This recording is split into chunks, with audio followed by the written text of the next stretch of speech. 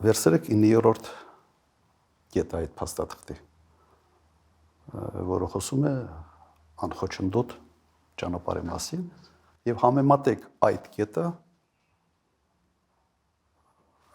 Վաշինգտոնում ստորագրված փաստաթղթի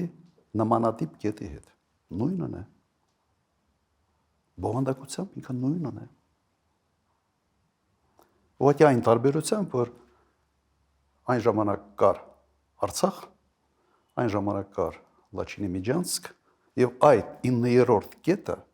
մցված էր հենց Լաչինի Միջանցքի հետ որոշակի սիմետրիա ունենալու տեսանկյունից։ Ադրբեջանի պահանջն էր։ Եվ այն ժամանակ փոխանակ կրճել այդ կետից, ապահովել իսկապես ճանապարհի ֆունկցիոնալը, ոչ թե հանձնելով որպես Միջանցք, այն ժամանակ Միջանցքի տրամաբանություն չկար ընդհանրապես։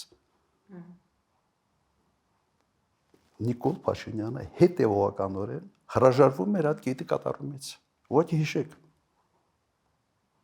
Հետևողականորեն հրաժարվում էր այդ կետի կատարումից։ Եվ այդ հրաժարվելը բերեց նրան, որ Լաչինի Միջանցքը փակվեց եւ ավարտվեց ամեն ինչը Արցախի կորստով։ Սա փաստեր են։ Հիմա ինչ կատարվեց, նույնատիպ, այսպես որոշումը, նույնատիպ մոտեցումը ներկայացում է որպես դարակազմիկ մի որոշում, որը կայացված է Վաշինգտոնում։ Ինչ փոխվեց այդ ընթացքում, չկա Արցախը, չկա Լաչինի Միջանցքը։